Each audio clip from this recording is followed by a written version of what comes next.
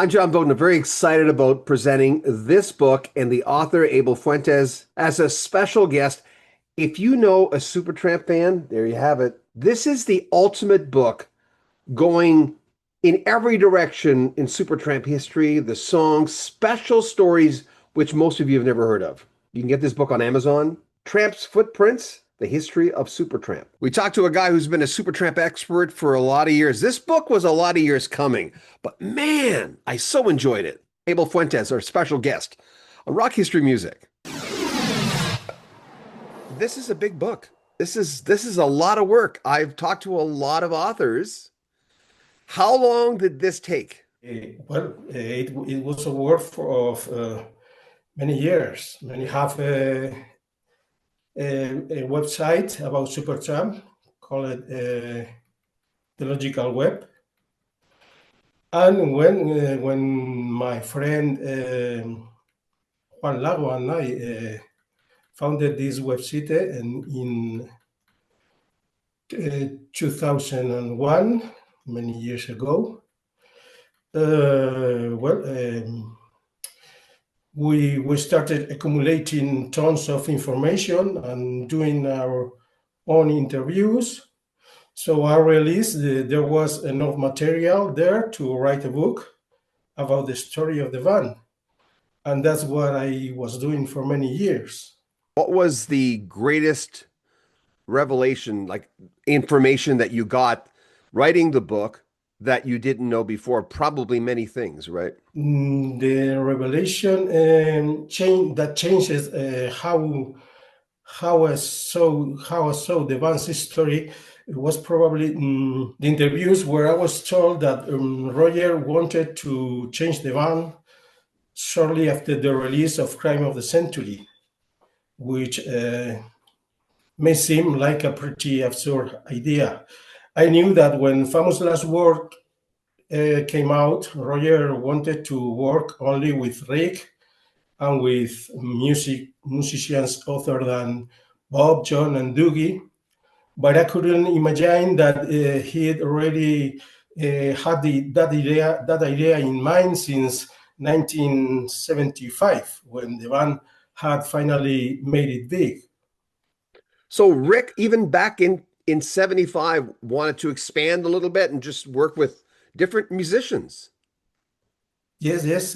When they were recording "Crisis What Crisis," it seems that he wasn't very happy with the band. Why did Roger stay then?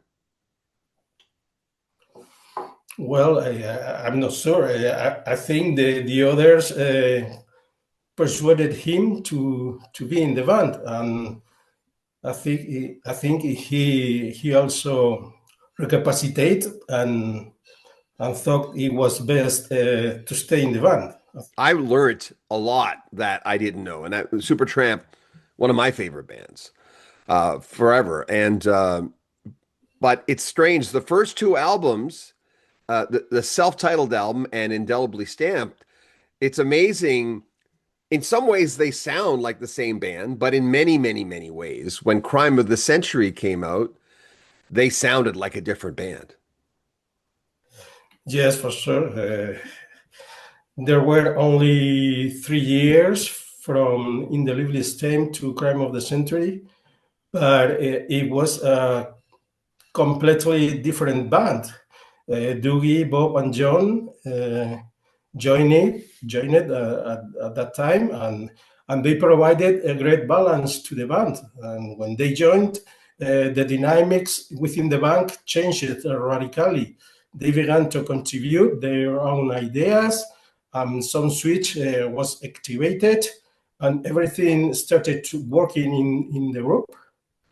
And of course, in the 3 years between In the Lively Stem and Crime of the Century, Rick and Roger have made great progress as songwriters, developing, along with the band, fantastic songs like Asylum, Bloody Well Right, Roddy, School, If Everyone Was Listening, Dreamer. But it was very important that the other three joined it by then. How old were you when you discovered Supertramp? How Well, I discovered them in 1988, so I was 19. seen them in concert many times? I've seen about 10 or 11 shows by Supertramp and about 20 shows by Roger Hodgson. Did you have the most access to the members? Who did you talk to the most for the book? Joe Halliwell, who is a very kind guy, he's always open to answer any question you ask, and Bob Siebenberg as well, because my friend Juan Lago and I are managing his website, his official website. So we have a very close relationship with Bob as well. You met Rick, right? I saw pictures of, was it you and Rick? Yeah. Yes, I met Rick several times on the last 15, 20 years. Did you form a friendship with him? Well, friendship, I wouldn't say friendship, as I just met him a few times, but he always was very kind to me. He always treated me very well. And the last time I met him was in October of last year in Long Island, in New York, after his last concert with Ricky and the Rockets, as you know. Yep. And well, he was as kind as ever. He always treated me very well, and I'm very happy for that. It's amazing that Roger and Rick wrote these songs like Dreamer when Roger was 19, Breakfast in America as a teen, Easy Does It, written 69, 70. These guys were just young men and they would go, these songs would come back and it shows the talent that they had. Roger himself said that the last stage of his adolescence was a very productive and fruitful period with respect to musical creation. By then he wrote, when he was still living in his mother's house in the late 60s, all those songs you mentioned, and as well as many others like Two of Us, It's Raining Again, Soapbox Opera. He will just sit down with his guitar or in front of his harmonium, and the music will just flow. There's sometimes one person has a story, the next guy has a different story, and somewhere in there, that's the real story. But how did you navigate that? Because people remember things differently. People remember things differently, you know. So when it was the case that someone remembered a different story that other guy, well, I just wrote the words from the two, no. Everyone has his memories, his recollections. So when two people didn't have the same memories, I just put the two. So Richard Palmer actually came up with the name Supertramp? I think so. Not only Richard Palmer said that, Roger Hodgson and Rick Davis and all the people around the band by then said the same. It seems that Richard had read the book, the autobiography of Supertramp, and had that idea. Anyway, as Richard said to me, The only lasting thing he gave Rick and Roger when they were together was the name of the band, and they still would have been successful even if they had changed it. Supertramp's tour manager for Canada for Breakfast in America, Bob Mhm. Roper, and Bob Rock. he had said that when he was with them, that Roger traveled during Breakfast in America by Mhm. himself, and the rest of the band traveled together. That's correct, right? Yes, yes. By then, in 1975, the American tour, Roger was traveling by himself with his wife, was who was about to have a doctor, Heidi, who was born in April on that tour. Mhm. So they were traveling in their caravan, and the rest of the band traveled by plane. What's the reason to you that Roger left? I don't think there was just one reason for Roger to leave in 1983. He always says he had two small children at the time, and that's true. And he wanted to be home with them, watching them grow up.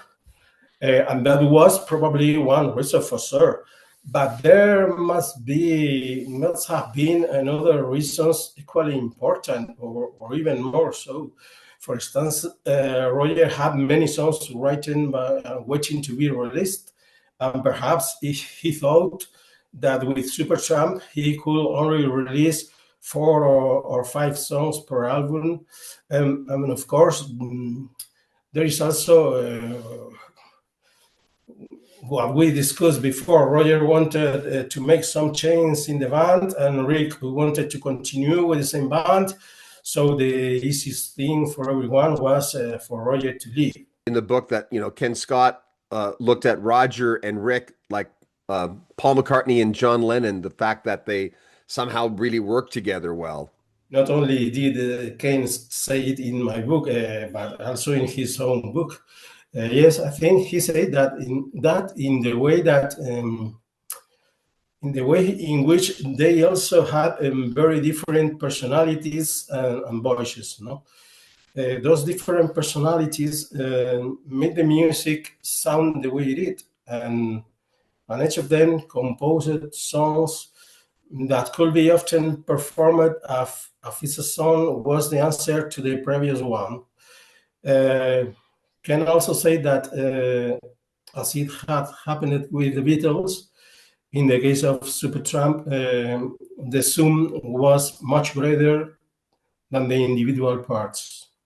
Would you consider writing another book on another band? If I wrote this book, it was just because I am a big fan, a very big fan of Supertramp, and as I said before, I have a website about Supertramp with my friend Juan Lago, and and also because I have many people in the band, in the crew, who have been ready to help me with the book.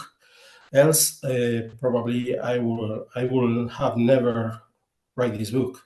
The song that got me into Supertramp was School, but the specific part of School was Rick's solo piano. That piano part in School, that's the one thing that got me saying, "Well, who are these guys?" Was there a particular song for you that you first heard that got you into it? In my case, I probably was in love with Supertramp for other songs like the Logical Song, Give a Little Bit, Dreamer, the famous songs, the hits, that sounds on the radio, on and on.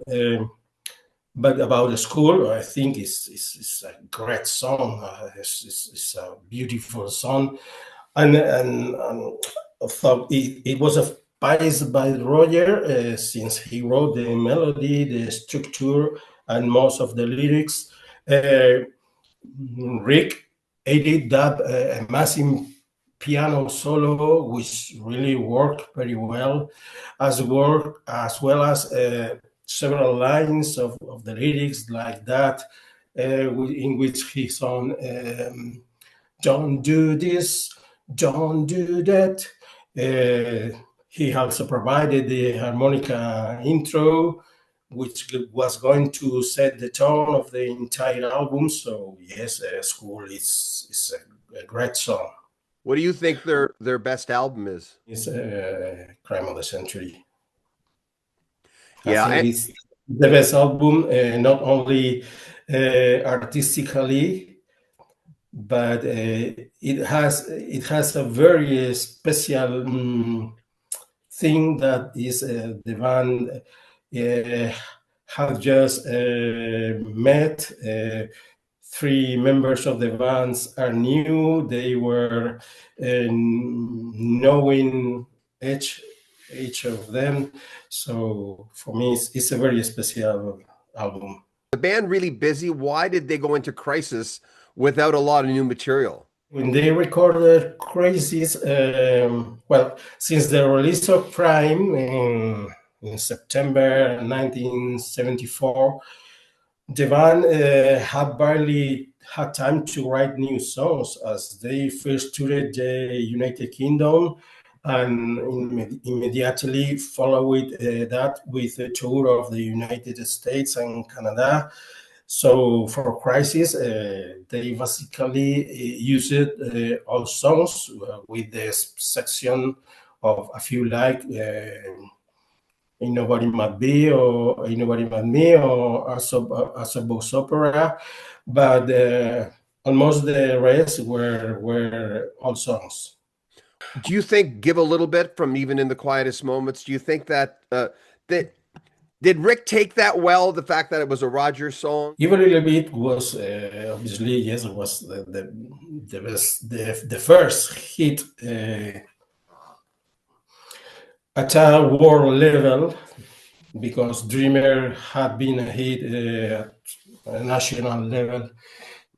Give a Little Bit was also an old song. Roger wrote it when he was about 20 years old, and in fact, he said he hadn't sung the song to the band before because he thought it was very simple. But this song has something special because it's a song that talks about love, not love for two lovers, but an universal love with a message very simple, but also very important. No? And according to Roger, it was a sort of response to the Beatles' "All You Need Is Love," which had a huge impact on him and had a similar message. Asking me about the conflict between Rick and Roger, or yes? No, I don't think so.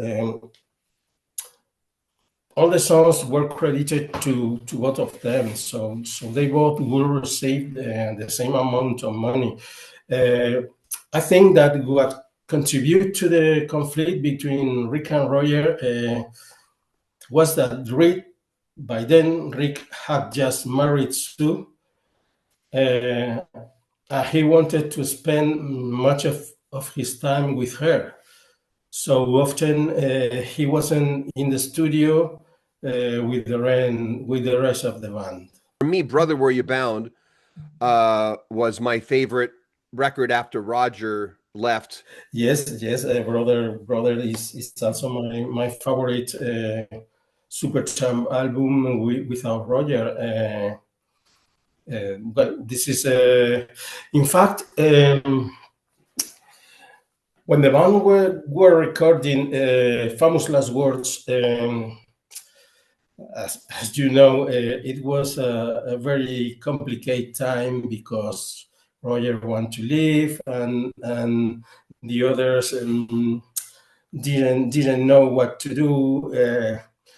So during the recordings of Famous Last Words, Rika and Roger reserved some of their best songs for future recordings, for their own recordings. No, so Rick reserved "Brother Will You Bound," "Cannonball," "Sting in Love," "Ever Open Door," "Free as a Bird," "You Win or Lose," and the like, many songs, and Roger did the same with "Only Because of You," "Had a Dream," "Love is in the Wind," "Hook on a Problem," "Love is a Thousand Times." So when in 1984, Supertramp recorded "Brother Will You Bound," and Roger recorded in the Eye of the Storm, there were many songs ready. Like in the book, I like that you talk about the making of the album cover for Breakfast in America. The fact Mhm. that there was originally a skater girl, a beautiful skater girl, a baseball player holding or with a baseball bat with smashing an egg. Um, People forget that it takes a lot to make an album cover that's so iconic. Yeah, yes, that was a time where the album cover. I wouldn't say it was as important of the music, but there was very important, and obviously the cover of Breakfast in America had lots of work behind, and well, it was a great album cover. It won the Grammy Award. Gone Hollywood opens up the album, and Rick didn't like it, right? He didn't really like it, but Roger and the band kind of wanted him to rework it. Yes, Gone Hollywood. Gone Hollywood. That was initially titled "Heartbreaking." It was several years old, and well, as you say, Rick didn't like the song very much, but Roger and the others persuaded him to give it a try and change some lyrics and well, initially the song was depressing and had uncommercial lyrics, but well, Rick worked around the song, and well, I think did a great work. Just another nervous wreck, it wasn't a popular choice, but that song is my favorite song on Breakfast in America. It's another great song on Barry. Yes, yes, I like it very much. And Oh Darlin' was from 77, right? That was written for his wife, for Rick's wife. Yes, so Darling obviously is a song from Rick for his wife Sue. So yes, it's from 77 around. Yes, yes. Logical Song. Uh, when that came out, I remember thinking, even though I knew Supertramp really well by then, when the Logical Song came out, that opening keyboard part, and the fact that it was about schools again, the educational system, just like school was from Mhm. Crime, uh, that sort of hit a nerve with a lot of people. Not only the piano part and the lyrics, and you had put there was a lot of lyrics in the song. Tell me about that tune. Musical song. It's a great song by Roger. As you say, it talks about the British school system in the same way than school. And well, it was inspired by Roger's experiences during his student days.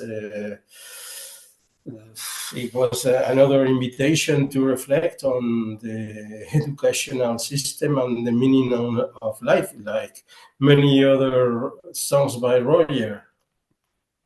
Abel, thank you so much. I really enjoyed the interview. Thank you for the interview. Yeah. It has been very nice to be here with you in your rock history music, and Thanks a lot. If you enjoyed the video, make sure you subscribe to our channel, click the bell notification. Here's the book, Tramp's Footprints, The History of Supertramp. You can get it on Amazon.